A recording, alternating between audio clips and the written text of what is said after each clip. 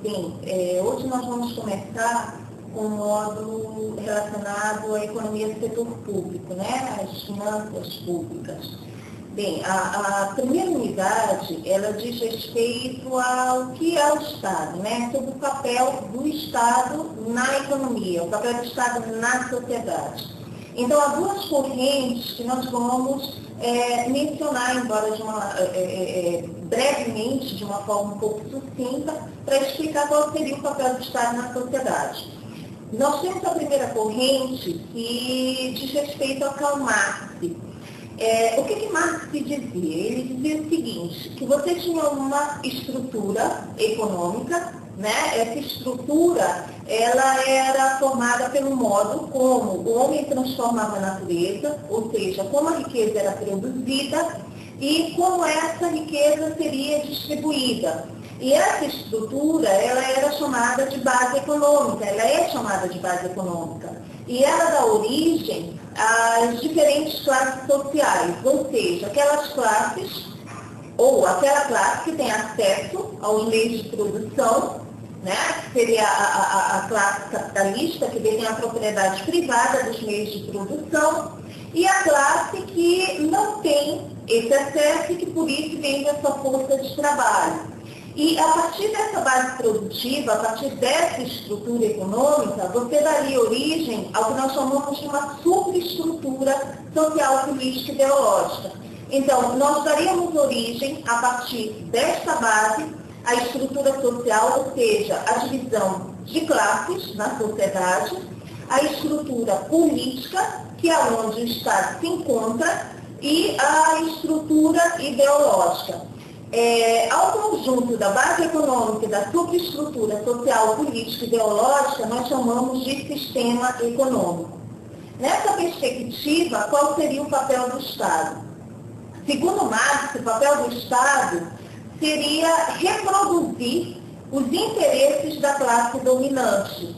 É como se o Estado ele fosse o braço direito da classe dominante, ou seja, da classe capitalista, de alguns grupos que detêm o poder sobre a sociedade.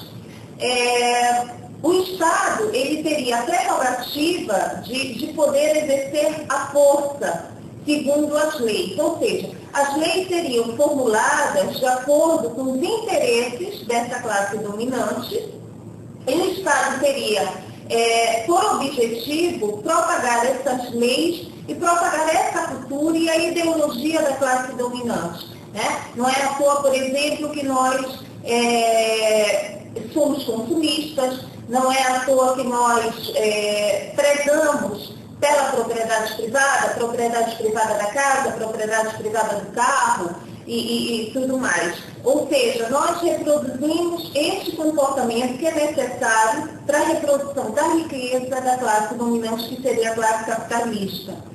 E há uma outra corrente, que é semelhante ao processo de formação de preços no mercado. Bem, o que eu tenho no mercado? Eu tenho ofertantes e tenho consumidores. E através desse embate entre ofertantes e consumidores, eu determino um preço de equilíbrio e uma quantidade de equilíbrio. Bem, de acordo com essa perspectiva, eu teria como ofertantes os partidos políticos.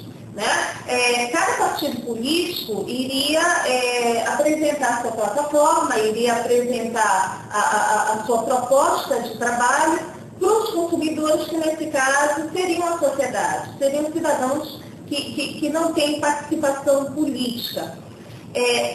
A seleção pelo partido político A ou B ocorreria através de um processo que nós chamamos de autoseleção, ou seja, eu me identificaria como uma plataforma de trabalho, como uma proposta de trabalho de algum partido político. E aqui eu não teria um preço na realidade.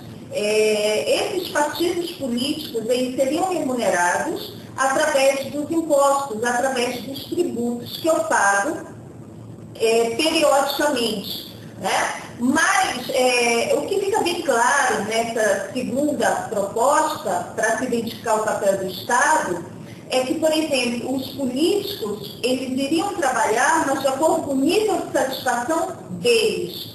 que seria uma remuneração maior, que seria uma renda maior, né? Ou um status maior na sociedade. Então, são essas as duas correntes com as quais nós vamos trabalhar para tentar identificar o papel do Estado.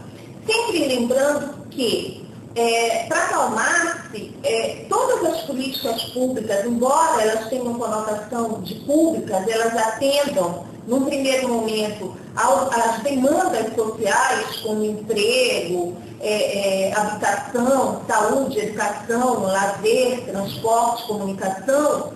Na realidade, elas atendem mais aos interesses da classe dominante, embora elas apareçam como políticas sociais que atendam às demandas sociais. No outro caso, no caso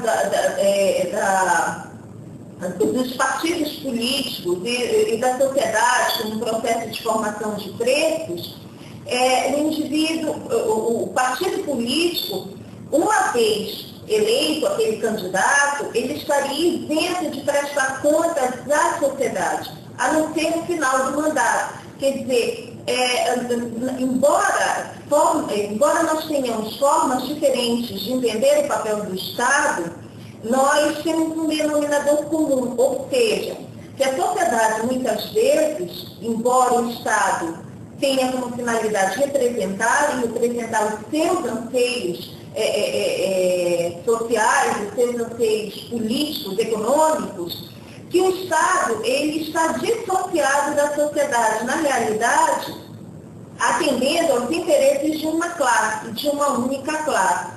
Né? Por exemplo, toda essa classe hegemônica que tem seus interesses viabilizados através do Estado, ela atinge várias camadas da população, ela exerce seu poder sobre várias camadas da população, por exemplo, através de educadores, na educação, através de profissionais liberais, através de filósofos, através, sim, de candidatos de partidos políticos. Ou seja, essa hegemonia é uma forma de controle que é propagada através de vários cidadãos, né, de pessoas que exercem várias atividades na sociedade e que não precisam necessariamente fazer parte dessa classe dominante, e através dessa hegemonia, através desse controle,